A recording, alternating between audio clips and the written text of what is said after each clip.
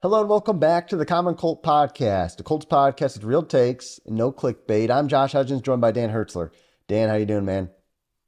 Oh, doing good, man. We're really kind of living off the emotion of that big win yesterday. Hey, I don't know how many people thought we could go in with a backup quarterback, backup running back into Baltimore and get the win, but we got it. And we're feeling pretty good about it. Not only are we feeling good about this team, we are feeling really good about this coach, Josh. I know we've talked kind of behind the scenes and stuff. We are really, really liking what we're seeing about a Shane Steichen. I think we got a really good coach here. Yeah, Shane seems like he's changing the Colts culture, and I was trying to put a word to it. I know we always give our one word reactions. I was trying to put a word to it, and I think it comes down to accountability. And you remember when Jeff Saturday got brought on, that was a word being used a lot, kind of like he's bringing but like a real example. Week 1, Deion Jackson's the starter. Week 2, he doesn't get the ball at all, and then next week he's cut.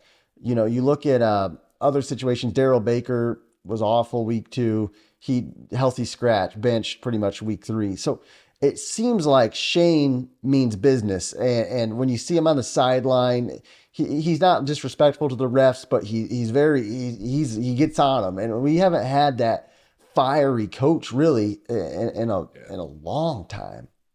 Yeah. Yeah, there's a few things I'm really kind of liking from Shane, and like you say, this accountability to me, I think it's a great statement early on in his career.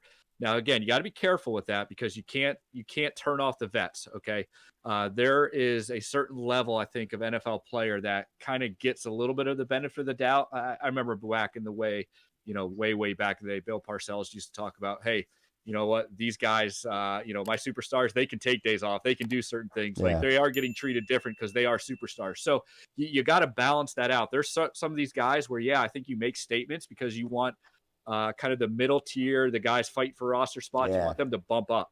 But those top guys, he's going to have to learn how to adjust. We'll see how he does with that. The other thing I liked, I saw against with Baltimore, kind of this running out the kicker and doing this kind of playing this mind games. Like you can see John Harbaugh, who I think is kind of an arrogant little smug coach over there in Baltimore. He always thinks he's smarter than everyone else. He kind of got ticked off a little bit. He Yeah. kind of got annoyed and he kind of came back and did a kind of another thing to Shane and kind of got the delay game. It was kind of fun little cat and mouse. But I like the fact that he's like, hey, I don't care what John Harbaugh's done. I don't care that he's won Super Bowls and is viewed as this coach. I'm going right after it, and I'm going to keep doing this kind of stuff. And so that competitiveness with the accountability, I think is really, really setting him up to be a really good coach. I'm super excited about him. Well, that's a really good point. He's young and innovative, which we were hoping the Colts were going to get all the way back when we were talking about the Colts coaching search. It was, hey, who are we going to get? We wanted to be an offensive minded young guy. And it's just so awesome that it seems like Shane might be the guy. And looking back, I remember last year.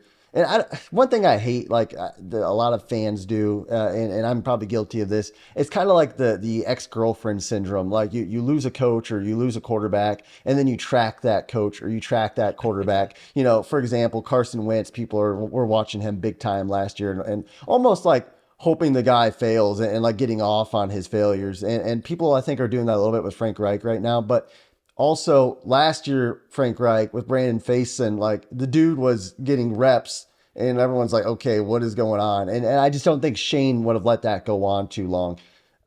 It just seems like he's really changing the culture and adding excitement back to the team, and it feels good.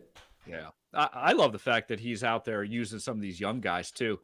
He's not afraid to put them in big moments. Again, we saw Juju Brents make that big fumble strip, Yeah. on Sunday. And again, there's something about what a guy does at practice and what he does during the game. There's Hmm. that type or that term called a game player, okay, or a practice player. Yeah. And you know what? I think he's looking for game players. I think he's got guys that are going to get out there. They're going to make plays. They're going to do what they're supposed to do. And again, if you're a middle tier or you're a fringe player, if you don't make plays, you're done. You're out. And that's going to really lift the level of what is expected for this Colts organization. And on top of that, like you said, I remember people talking about Sean Payton and Jim Harbaugh, and I'm just like, man, do we really want to kind of retread these same guys out there? Like, if we're going with the youth movement, we're going to get in a new quarterback. Let's get a young coach. And he really seems to fit.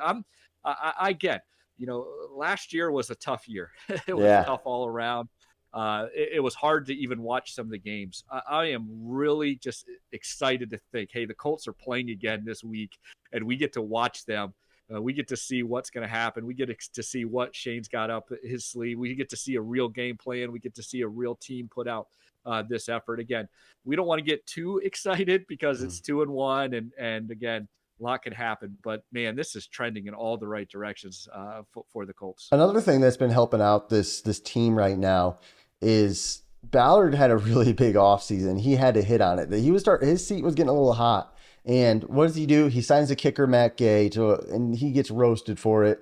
The dude won the game on Monday or Sunday. Yep. He signs a Bukum, and Bukum gets that bargain bin Ballard thing. Gets kind of tossed around a little bit. Now he's had sacks in back-to-back weeks. He caused a fumble this week. Zach Moss trade. He trades Nyheim Hines. We get Zach Moss, who's been a more complete back than Nyheim Hines is. Obviously, Hines is hurt, gets hit by a jet ski. Terrible deal there. Obviously for Ballard, the big question mark now is Richardson the guy? But beyond that, how's this Jonathan Taylor thing going to shake out? And that might define maybe a move for him. But really, it seems like both these guys are working together well. And I think when I watch Chris Ballard's press conferences and you kind of try to get a read on him on how he acts, Ballard seems to be a very straight shooter, no BS kind of guy. And it seems like that's what Shane Steichen is as well. So that might be a very good fit. You want your your GM and your head coach to work well together. So obviously back in the day, Grigson and Pagano were an awful fit. I remember Irsay sent them to therapy to try to get them to work together. So it seems like maybe we're starting to get things redirected in a positive direction, the front office coaching staff, which last year was not the case at all. Yeah, and we title this kind of the idea of a culture change. There's a culture change taking place in Indianapolis, and it's just mind-boggling to see how different this team is, and it starts from the leadership top. And Ballard gets a lot of credit; he deserves a lot of credit for that. Shane Steichen deserves a lot of credit for that. I think some of the leaders on this team, your Buckners and maybe Nelsons. I haven't really heard too many reports, but I do know that if a team is going to be successful, it's not only from the top coaching, but your top players, your main leaders in that locker room. They got to buy into it. So all things are pointing positive. All things are plus Indianapolis Colts. And hey, we're sitting here week 3 and we're looking really good. We're looking like a team that, might surprise and has a chance to contend really for this AFC South. Yeah, guys, let us know what you think in the comments, and also subscribe to our channel. We're pushing 2,000, baby, and we want you with us. So if you subscribe, it'd mean a lot, obviously, if you're into Colts content or just in general, just real, authentic, hopefully not too dramatic Colts takes. We're not really about getting the clicks as much as we are just giving our real feelings. So we appreciate you guys watching our show. And until next time, I hope you guys have a great day.